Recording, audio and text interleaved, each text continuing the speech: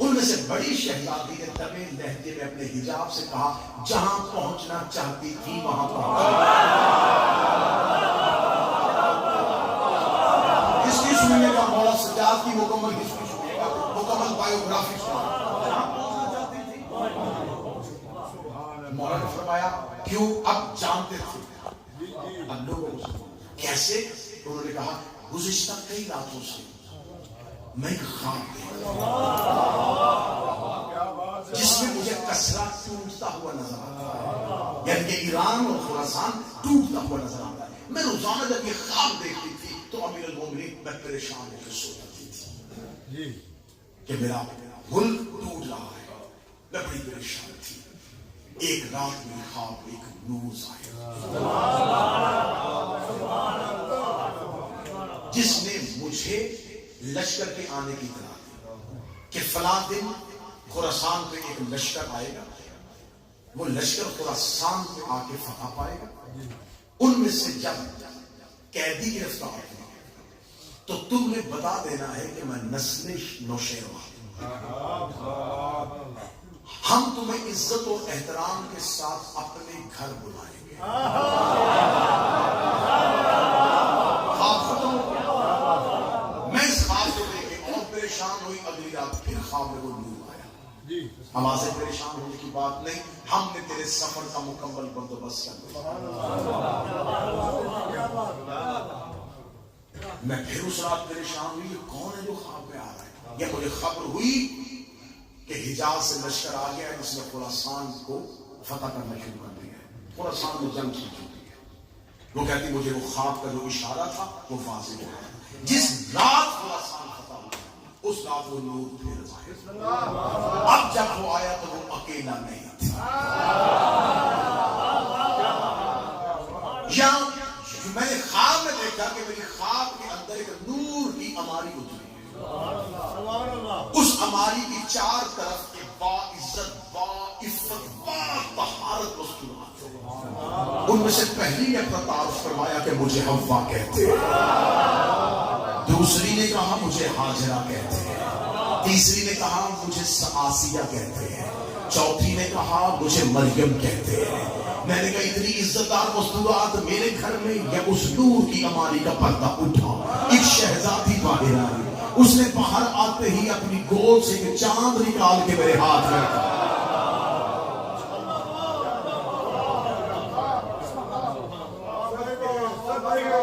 پھر جس رات میں یہاں آ رہی تھی تو مجھے خواب میں اس شہزادے کی زیارت کروائی گئی جس کے ساتھ میرا آنکھ. اب موضوع اتنا متاثر ہے کہ مجھے خطابت کے زور کی ضرورت نہیں. جس شہزادے کے ساتھ میرا عقد ہونا ہے وہ شہزادہ خواب میں ظاہر ہوا.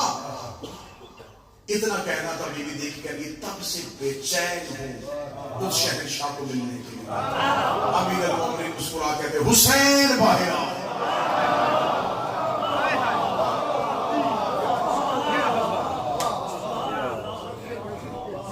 ہم نے اپنے بیٹے حسین سے پھر بانو ایران میں ملکاؤں کو کہتے تھے. اور محمد نام کیا اسے کا بانو نہیں. یہ کائنات میں ایک ہی مستور کا لقب ہے جو مصطفیٰ کی بیٹی. بانو کیوں کہتے ہیں؟ ملکہ کو, شہزادی کو تو سید النساء تو ایک ہی ہے. مولا فرماتے ہیں ہم تمہاری ایران کی تہذیب بھی تبدیل نہیں کریں گے, ہم تمہارا نام رکھتے ہیں شہر بانو. عام شہر نہیں, وہ شہر جس کا دروازہ علی ہے.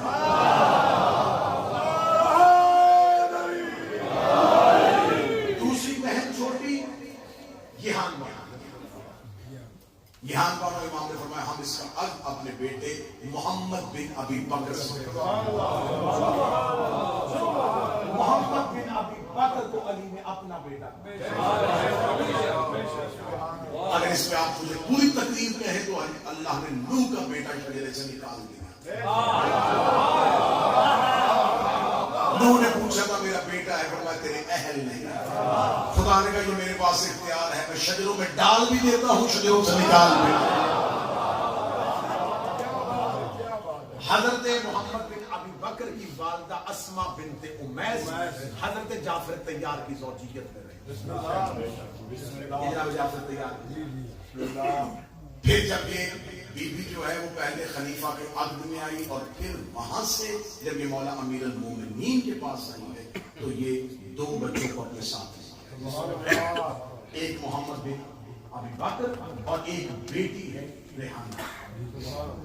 یہ 2 اولاد مولا علی کے گھر. محمد کو علی نے اور حضرت محمد بن ابی بکر کی ولادت ہوئی تھی ام غدیر کو.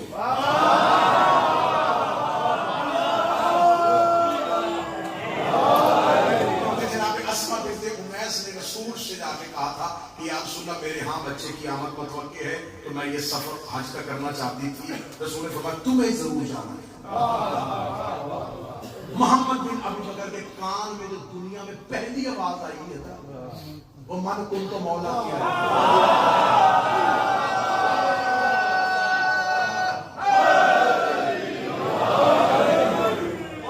نبی کا خطبہ سنیے گا. جب خیمے میں اسما بنت امیس کے ہاں محمد بن ابی بکر کی ولادت ہو رہی تھی تو رسول خطبہ دے رہے تھے. رسول بتا رہے تھے من کنت مولا فعلی المولا, جس کا میں مولا ہوں علی اس کا مولا ہے, غائب کا مولا ہے, حاضر کا مولا ہے, مد کا مولا ہے, مستور کا مولا ہے. ادھر اسما بنت امیس کے خیمے سے کسی بچے کے رونے کی آواز آئی. مصطفیٰ نے پلان کے منبر پہ کہا آنے والے کا بھی مولا ہے, ہر نسل والے کا بھی مولا.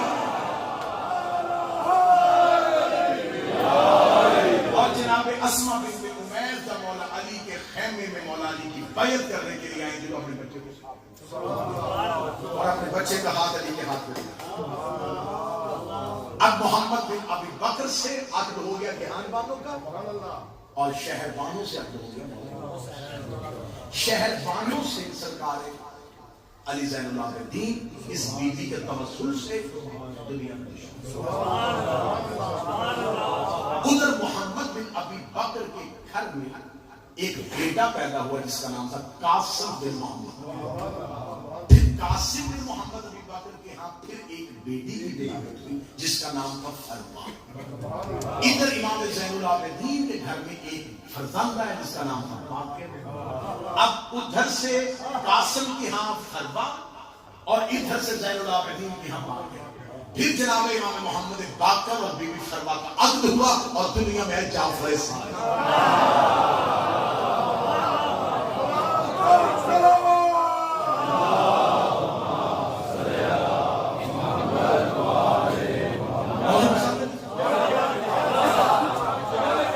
یہ میرے مولا کا تھوڑا میں نے پس منظر اس لیے بتایا کہ ذہنوں میں پتہ چل گیا کہ میرے مولا اس میرے مولا میں مولا امیر المومنین کا دور, مولا حسن کا دور, مولا حسین کا دور, یہ دور دیکھیں.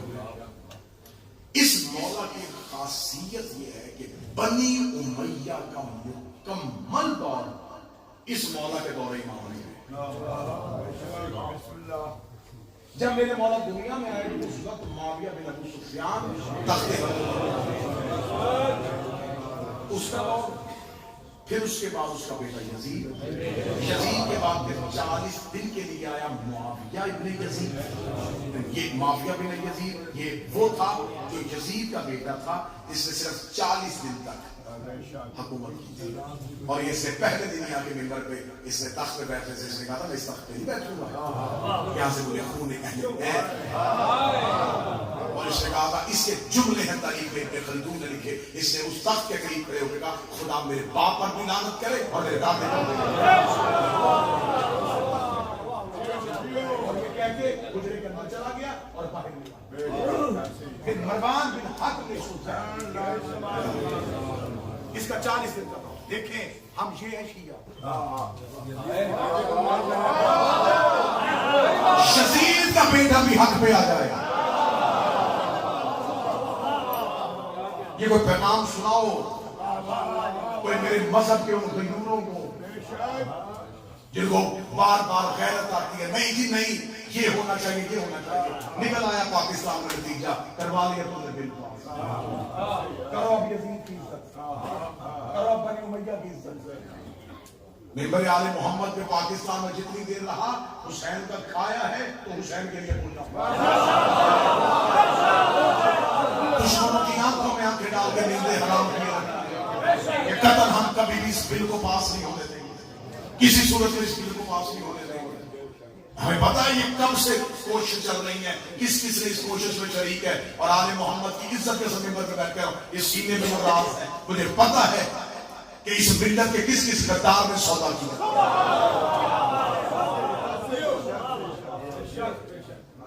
یہ جو اپنوں نے دشمنوں کے ساتھ مل کے وطن چھڑوایا ہے، یہ صرف اسی چیز کے لیے تھا، رستے ہموار کرو، بولنے والا کوئی نہ ہو، آنکھیں نکالنے والا۔ تب تو میں تو 4 سال سے پاکستان سے باہر ہوں، تو اب کس نے کروایا پاس؟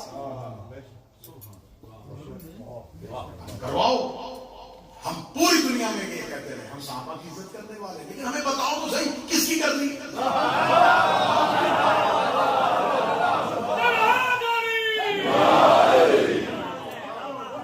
اب میں کیا کروں؟ میں چند بندوں کو خوش کرنے کے لیے اپنے نبی سے ٹکر لے لوں؟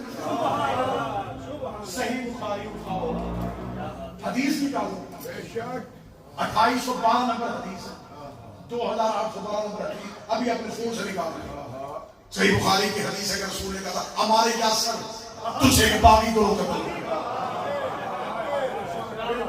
اگلی سطر صحیح بخاری میں نہ ہو تو میں اپنی زبان کاٹ دوں گا۔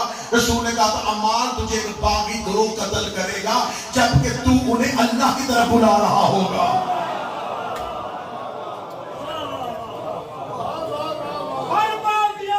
اب کس لشکر میں تھا عمار؟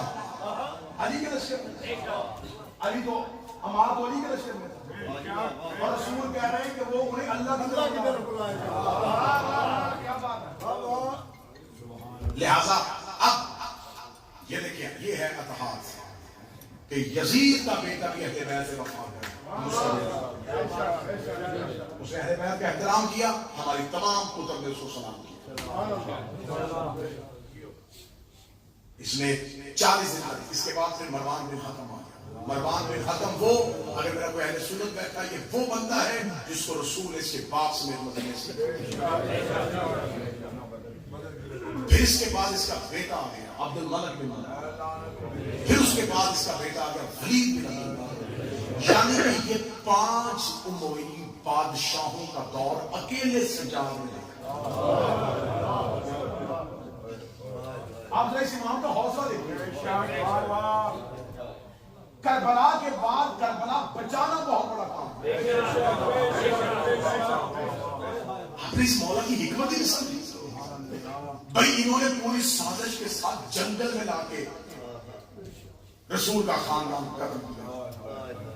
یہ صحرا ہے، ریت کے ٹیلے، کس کو پتا چلنا ہے کون مانا گیا؟ کہتے ہیں کہ اتنی فوج آئی تھی، پتہ نہیں کس کا تیر چل گیا، کس کا نیزہ لگ گیا، صرف اتنی بات ذہن میں رکھو میری قوم کے شیعوں سجاد مولا کو سمجھنے کے لیے، میرے مولا کی زندگی سمجھنے کے لیے میری قوم ایک پا گیا ہے۔ جتنے اہل بیت کے قتل مدینہ جیسے مرکز میں ہوئے، ان تمام کے قاتل آج تک بے نقاب نہیں۔ جنگل میں امام حسین کے تو سارے ساتھی مارے گئے، آج ایک ایک قاتل کا نام تمہیں کس نے بتایا؟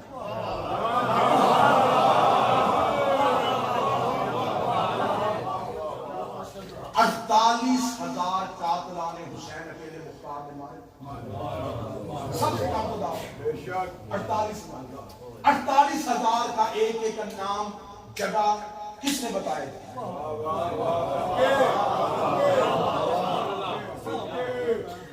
آدم سے لے کے جتنی محنت چلی آ رہی تھی، مصطفیٰ اور مصطفیٰ کے بعد مرتضیٰ اور حسن، یہ پوری محنت حسین کے کاموں میں۔ حسین نے کربلا میں آ کے پچھلی بچائی،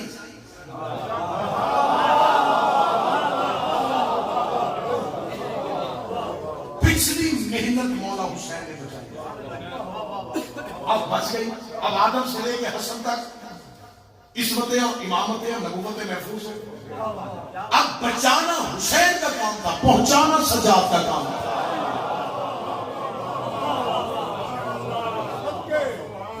پھر دور دیکھو، 5 ظالم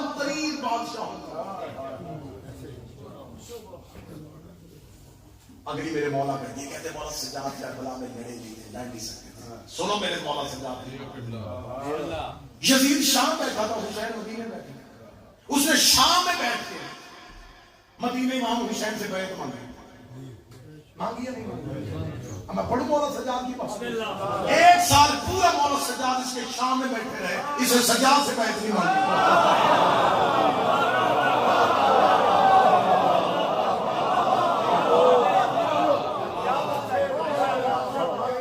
امام حسین مدینے بیٹھے ان کے بیعت مانگے، مولا سجاد اس کی زندان میں بیٹھے، ظاہری قید خانے میں بیٹھے. یہ کہتے تھے جب بعد میں بیعت نہیں کی، یہ بھی تو امام ہی ہے، اس سے بیعت مانگے. بستر جو مخملی تھا اسے خار کر دیا، سونا فرعون شام کا دشوار کر دیا، نیند اس کی باندھ کے زنجیریں پا کے ساتھ سجاد نے یزید کو بیمار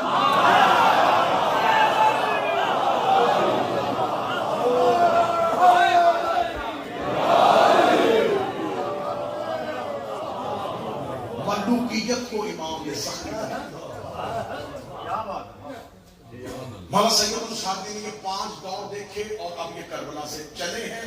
اور اب یہ تو رستے میں رونا تھا، مسائل پڑ رہا ہے، یہ رونا جو تھا یہ گریہ کربلا کی تشبیہ تھی. جیسے حضرت یعقوب نے یوسف کے دشمن چھپنے نہیں دے. مولا سجاد آنسوؤں سے رستے میں کربلا لکھتے ہیں.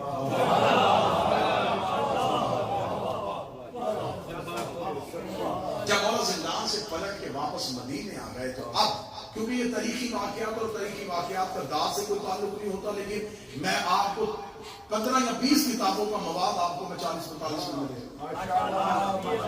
جب مولا سید الشاذلی واپس پلٹ کے مدینے آ گئے اور جب مدینے آ گئے اور 63 ہجری میں واقع ہوا،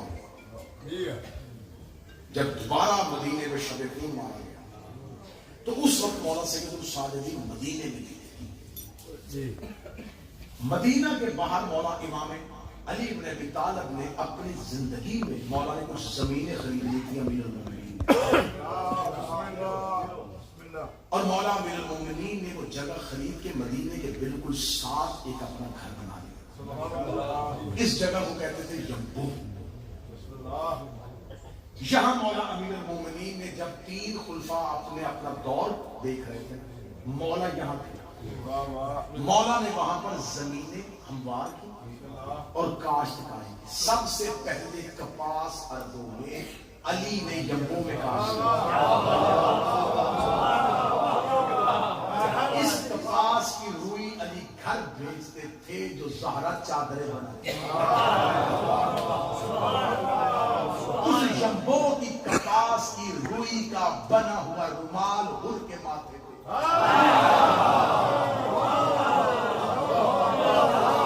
اس جگہ پہ مولا نے 24 کنویں کھودے. 24 کے 24 کنویں کے اگر نام کہو تو میں نام پہلی بار عربوں میں کنویں کے پانی سے زمین کو پانی پہنچانا علی نے جانا.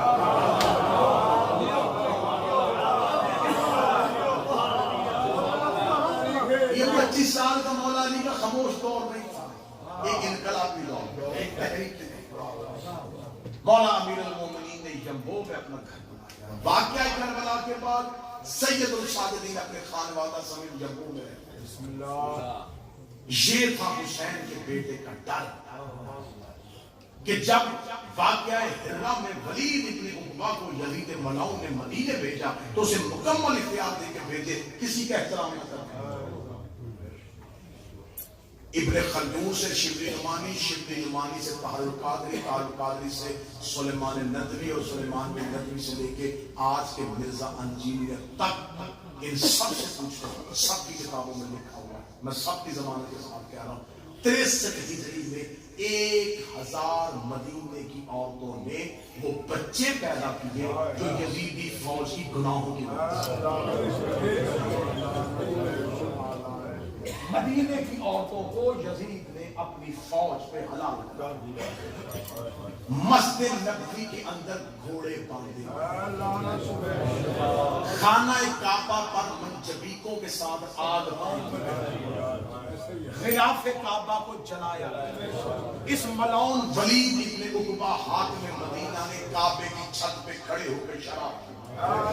یہ واقعات کتابوں میں، یہ کالے کرتوت کتابوں میں.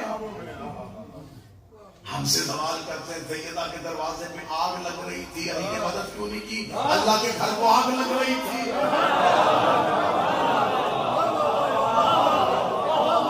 وہ جس نے ابرہا کے اوپر ابابیل بھیج دیے تھے، آئے نہیں کیا ہے؟ ابابیل بھیج کے اس نے ابرہا کے ہاتھی مروا دیے. 63 ہجری کو اس کا گھر چل رہا تھا. لیکن 63 ہجری کو اگر اللہ عذاب بھیج دیتا پھر 12واں دن سے انتقام لیتا.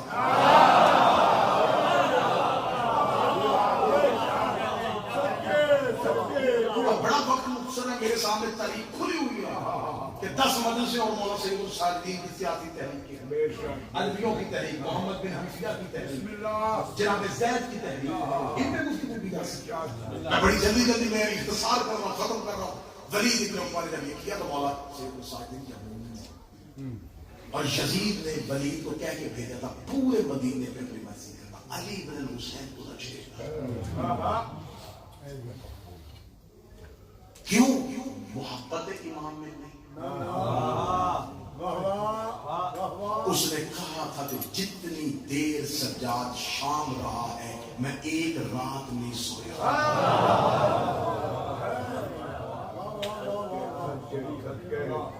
یہ زنجیروں میں تھا اور مجھے خوف تھا. یہ جو مصائب کے عنوان سے ذاکرین پڑھتے ہیں نا، یہ آدھی رات کو مولا سجاد کو بلا لیتا تھا.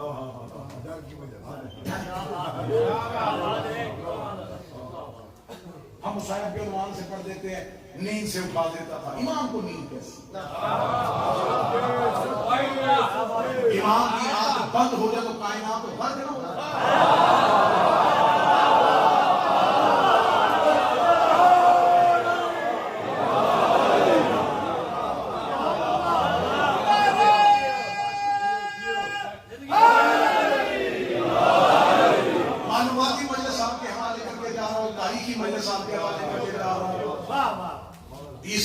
اس کو پتا تھا، اس نے کہا میں جو کر چکا وہ کر چکا. حسین کی شہادت کے بعد علی بن حسین کو کیونکہ وہ خاموش ہے. مدینے سے لوگ بھاگے جنگوں کی طرف.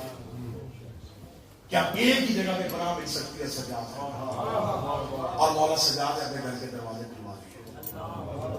جو پناہ لینا چاہیے.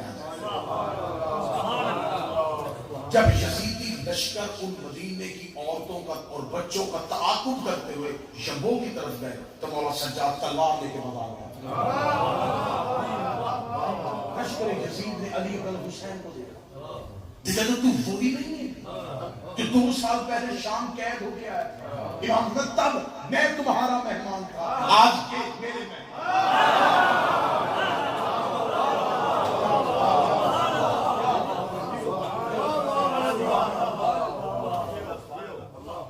ایک خطا اور یہ کتابوں نے لکھا ہے، یہ سب نے لکھا ہے. ابن تیمیہ جیسے متصوف نے لکھا ہے کہ 63 ہجری میں یہ سب کچھ ہوا. واقعہ ہجرہ میں یزید کی فوج کے گناہوں کی وجہ سے 1000 بچہ پیدا ہوا. چوری کا اثر پوری طریقے پڑھ کے اگلے برگ چھانٹتا تھا.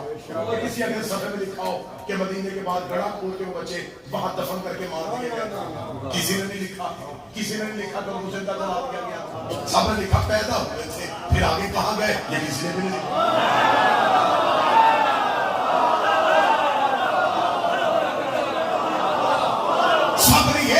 کہ 1000 بچہ پیدا ہوا تھا جو یزید کے فوج کی گناہ کا نتیجہ تھا. یہ کسی نے نہیں بتایا کہ وہ مر گئے. اس کا مطلب اگر پیدا ہوئے ہوں گے تو بڑے بھی ہوئے ہوں گے، بڑے ہوئے ہوں گے تو شادیاں بھی ہوئی ہوگی، شادیاں ہوئی ہوگی تو ان کے بچے بھی ہوئے ہوں گے، ان کے بچے ہوئے ہوں گے تو ان کی بھی شادیاں ہوئی ہوگی، ان کی شادیاں ہوئی ہوں گی تو وہ بھی بڑے ہوں گے. آج جو کہتے ہیں ماتم کہاں لکھا ہے؟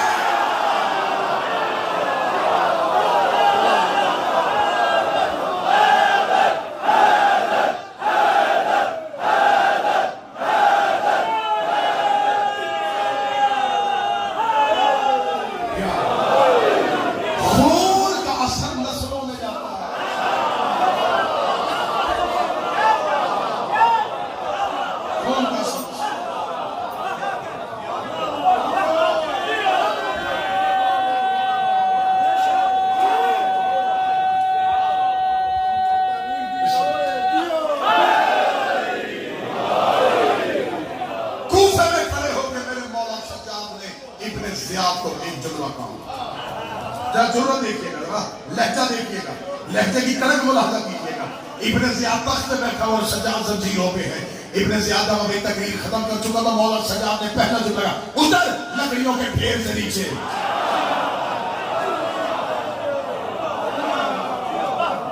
ابن زیاد نے کہا یہ تخت ہے کوفے کا،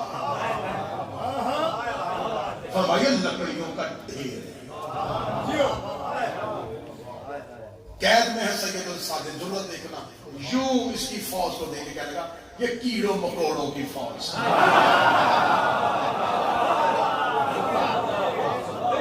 ہم مشیت الہی ہیں، یہ رسیاں تیری فوج کی پہنائی نہیں، اس کی مشیت ہے.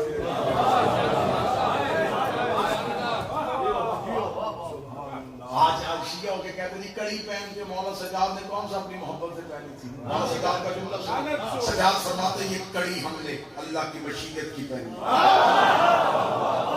ہم بھی کہتے ہیں ہم نے کڑی سجاد کی محبت میں پہنی.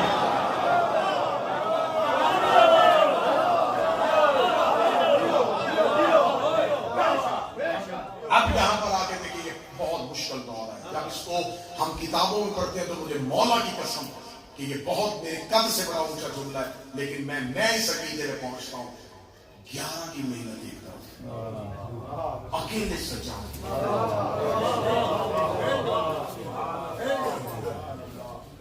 کربلا میں رہنا، کربلا پہنچانی، پھر کربلا بچانی. اس پورے واقعے کو زندہ رکھنا اور بادشاہ ظالم سے ظالم ترین بادشاہ. اب یہاں پر ایک کردار آیا جس کو تھوڑا سا مشکوک سمجھا گیا. کتاب وہ سمجھا گیا کہ جناب محمد بن حنفیہ نے اپنی امامت کا اعلان کیا. ہر دور میں بڑا خوبصورت جملہ دینے لگا اور میرے سامنے کلاک ہے اور میں رک گیا. ہر دور میں ہر معصوم کے ساتھ ایک ابو طالب ہوتا ہے.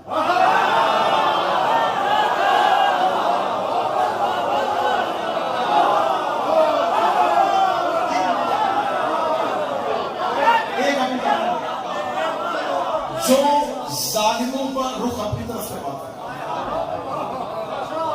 اور حجت کو چھپاتا ہے. جناب محمد بن حنفیہ سے لوگوں نے آگے کہا کہ کیونکہ اب امام حسین شہید ہو کر آپ مولا علی کے بڑے بیٹے ہیں، اب یہ بنتا ہے کہ امام آپ ہیں.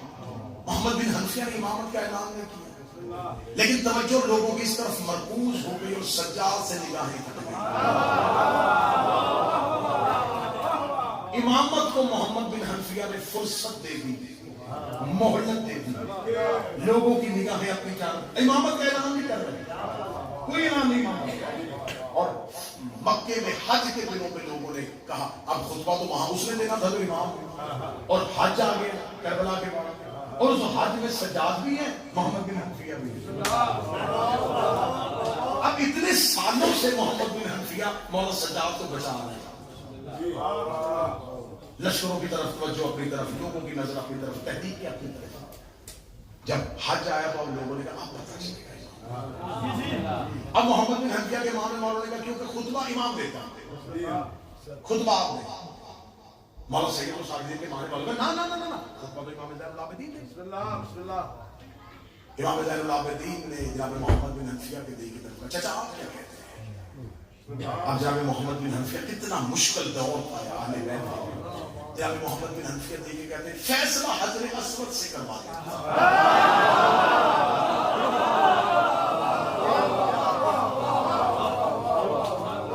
میں بھی حجر اسود کو سلام کرتا ہوں، آپ بھی کریں.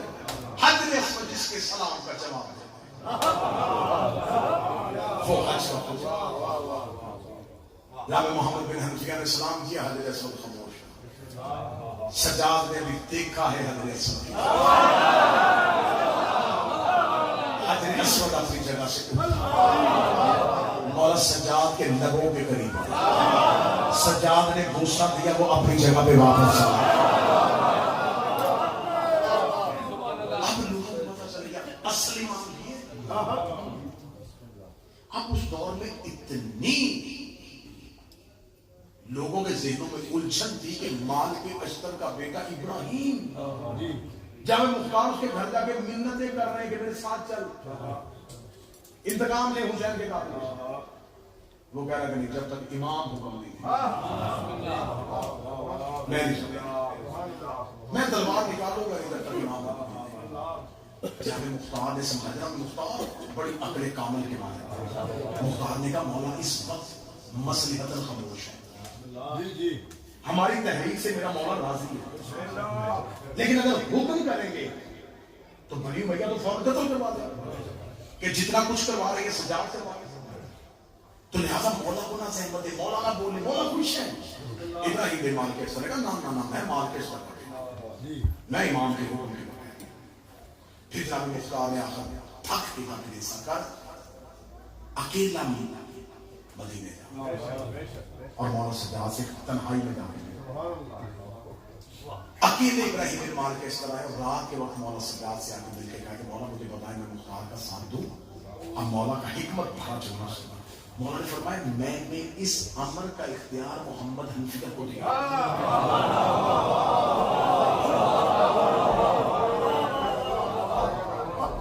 اس امر کا فیصلہ محمد بن حنفیہ. اور جب ابراہیم بن مالکیس پر جب محمد بن حنفیہ کے گھر پہنچے کہ مولا سجاد نے کہا کہ آپ نے فیصلہ کرنا ہے، جب محمد بن حنفیہ کہتے امام کے ہوتے فیصلہ میں نہیں کرنا. دوسرے دن مولا سجاد نے آپ کے پاس بھیجا. محمد بن حنفیہ نے کہا انہوں نے اس لیے میرے پاس بھیجا ہے، میرے پاس تیری ایک امانت ہے. کون سی امانت؟ کہتے ہیں کہ محمد بن حنفیہ نے صندوق کھولا، ایک خط نکالا، فرمایا علی مجھے دے کے گئے تھے یہ مالکیس کے بیٹے کو.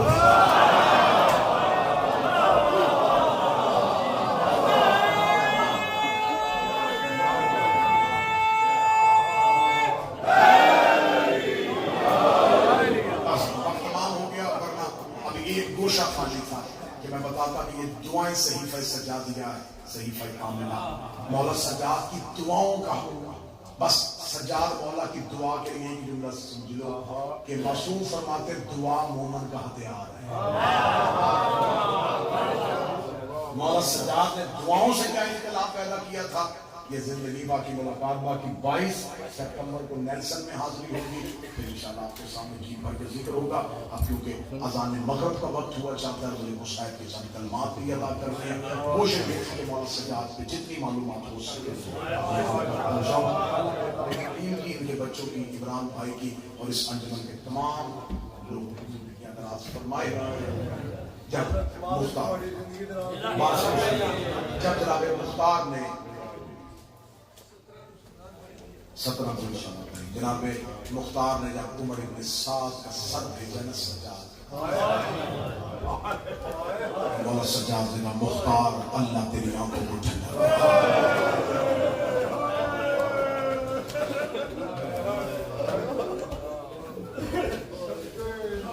جو شخص سر لے کے آیا تھا عمر ابن سعد کا مولا سجاد کے پاس مختار کی طرف سے، جب اسے عمر ابن سعد بہت بڑا دشمن،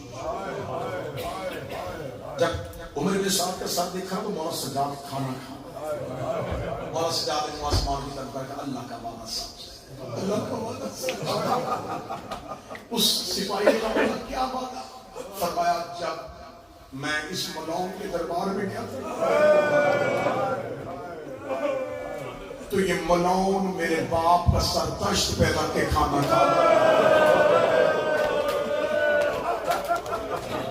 میں نے اس وقت اللہ سے کہا تھا میرے اللہ میری آنکھوں کو وہ منظر دکھانا جیسے اس نے میرے باپ کا سر تشت پہ رکھا ہے، کسی دن اسی کا سر بھی میرے سامنے تشت پہ رکھا. اللہ نے وعدے کو سچ کر. اب اگلی صدر تمہارے بستر تک نہیں ساری زندگی رونے کے لیے پڑھنے لگا ہوں. عمر ابن سعد کا سر دے کے سجاد نے سر سجدے میں رکھا. شکر کا سجدہ ادا کرنے کے بعد سجاد قدم اٹھے، داڑھی آنسوؤں سے بھری ہوئی تھی، چہرے پہ مولا کے ریت لگی ہوئی تھی. سر اٹھا کے سپاہی سے کہتے کوئی حرمل کا پتہ چلا؟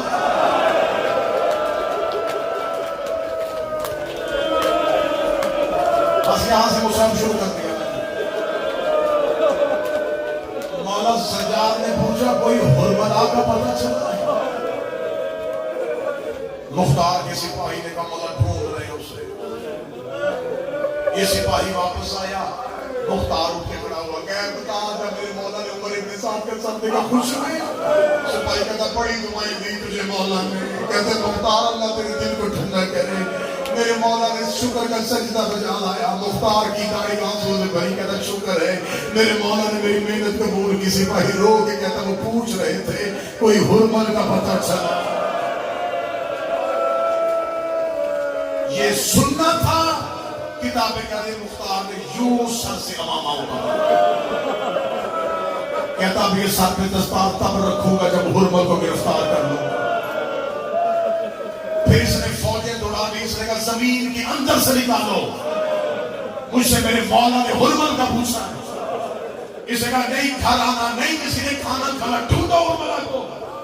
فوجیں پھیل گئی. اس نے کہا زمین کی ساتویں کیسے نکال کے دو مجھے حرملہ. مختار بے چینی سے دربار میں پھیلا تھا. یہ دروازے پہ شور آیا حرمل گرفتار ہو گیا. کئی راتوں سے مختار سویا نہیں تھا. چونکہ پتا چلا حرملہ گرفتار ہوا ہے. مختار تخت پہ آ کے بیٹھا. سر پہ امامہ کوئی نہیں ہے. حرمل آیا اس کے ہاتھ باندھے ہوئے. مختار اس کی طرف دیکھا. آنکھوں میں مختار کے اندر ہوا. مختار نے کہا اتنے تازیاں میں مارو اس کے بدل. سپاہی مارتے رہے. اگر مختار کا کھڑا کرو اس سے کھڑا ہوا. مختار نے کہا احسان انہوں نے کربلا میں کیا کیا. میرے مولا نے اکبر کے قاتل کا نہیں پوچھا. عباس کے قاتل کا نہیں پوچھا. حسین کے قاتل کا نہیں پوچھا. اور میرے مولا سجاد نے تیرا ہی کیوں پوچھا. سے زیادہ حسین نہ پڑھ سکوں گا تم سن لو. جب مختار کے بارے میں اتنا بتا کیا کیا جو تجھے ابھی تک مولا بھول نہیں گیا. یہ ملاؤں دے نکل کر نہ پوچھ مجھے قتل کر دے. مجھ سے نہ پوچھ میں نے کیا کیا. مختار کہتا ساری زندگی کروٹیں لیتا رہوں گا کہ تیرا ظلم کیا تھا. مجھے منہ سے بتا تم نے کیا کیا ہے. کہنے لگا نہیں بتاؤں گا. مختار نے کہا گرم سلائیاں لے کے اس کے بدن پہ چبھو. جب گرم سلائیاں چبھونی شروع کی اس نے کہا میں بتاتا ہوں. مختار نے کہا جلدی بول میرا جگر پھٹ رہا ہے. اس نے کہا مختار جب میں آیا میرے پاس 6 تیر تھے. میں عرب کے سب سے بڑے تیر بنانے والے سے 6 تیر بنوا کے لایا تھا جو 3 نوکوں والے تھے جنہیں سہ شبا کہتے ہیں.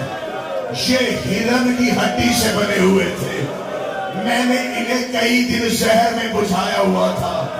مختار کہتا وہ 6 تیر تو نے کہاں چلائے. یہ ملعون کہتا تیر ضائع ہو گئے. تیر خرچ ہو گئے.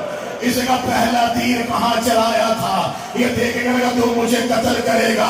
مختار نے کہا پہلے پتا چلایا کہاں تھا. اس ملعون نے کہا جب عباس مشکیزہ لے کے گھوڑے میں بیٹھ کے خیام کی طرف جا رہا تھا اور عمر ابن سعد کی آواز آئی اگر خیمے میں پانی پہنچ گیا میں جیتی ہوئی جنگ ہار جاؤں گا. یہ کہتا میں نے تیر کمان میں جوڑا. میں نے عباس کے گھوڑے کے گرد چکر لگانے شروع کیے. عباس مشکیزے کے اوپر اتنا لیٹا ہوا تھا کہ کہیں سے کوئی مشکیزے کی جگہ نظر نہیں آ رہی تھی. یہ ملعون کہتا میں بالکل قریب گیا. میں نے عباس کی مشک میں تیر مارا. تیر مشکیزے سے نکل کے عباس کی پسلیوں کے اندر چلا گیا. عباس گھوڑے کی زیر سے گر گیا. رو کے کہتا ہے واپس گھوڑے چل. اور میرا پانی گر گیا. 3 سننا. میرا دل تھا میں سجاد پڑھتا معصومہ سکینہ پڑھتا لیکن وقت بیت گیا. اس کا پہلا تیر عباس کے مشکیزے سے نکل کے عباس کی پسلیوں میں لگا. میرے تیر نے 2 کام کیے. مشک سے پانی نکالا. عباس کو گھوڑے کی زین سے گرایا. اتنا کہنا تھا مختار منہ کے بل زمین پہ گر گیا. چیخے مار مار کے رویا کہتا خدا تجھ پہ لعنت کرے. مجھے پتا دوسرا تیر کب چلایا تھا. کہتا جب حسین اصغر کو لے کے کھڑا تھا میں نے تیر کمان میں ڈالا. اصغر کی ماں خیمے کے دروازے پہ آئی. رو کے کہتی اپنا تیر دیکھ میرا صغیر دیکھ. میں نے تیر پھینکا، تیر اصغر کی گردن سے نکل کے حسین کی کلائی سے پار۔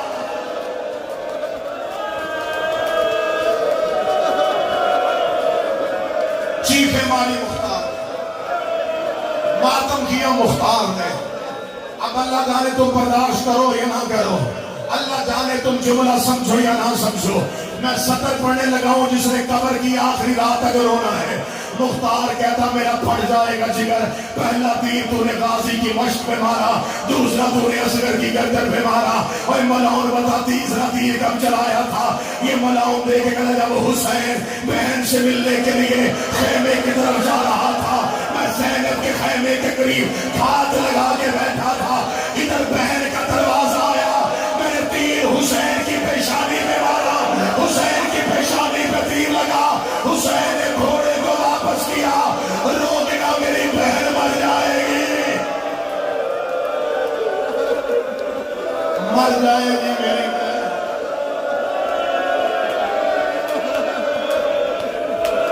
مختار کی آواز ہے اس کو آگ کے اندر جلا دو، اس کو آگ کے اندر جلا دو۔ اس نے تیروں سے زہرا کا صحن اجاڑا ہے، اس نے زہرا کا گلستان اجاڑا ہے۔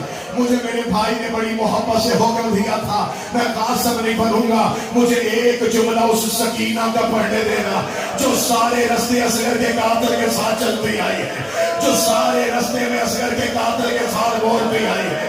اور سید و غیر سید و مجھے جملہ معاف کر دینا، یہ سارے رستے میں سجاد کی زنجیریں ہلاتی، رو کے کہتی سجاد تو نہ رو میں تیرے ساتھ ہوں، سجاد تو نہ گھبرا میں تیرے ساتھ ہوں۔ میرا چوتھا ایمان کہتا میرا سلام میری اس بہن پہ جو 4 سال کی عمر میں کمر جھکا کے چلتی تھی، اب مجھ پہ سوال کرو سکینہ کی کمر 4 سال کی عمر میں کیوں جھک گئی تھی؟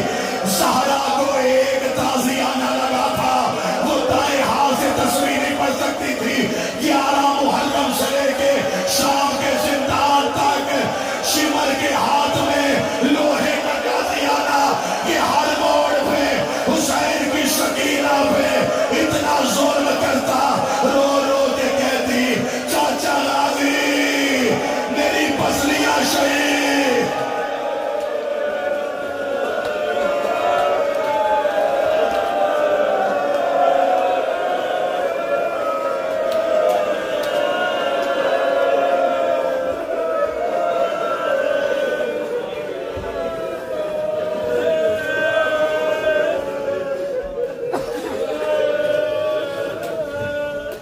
یہی اس رستے سے اوپر چلے جائیں، نماز کا گیپ ہے، ٹھیک 20 منٹ بعد کے بعد علامہ ناصر حسینی اخترا صاحب ممبر پہ ہوں گے، یہی انہوں نے برامگی کرانی ہے تب امام سجاد علیہ السلام کی، تو اس رستے سے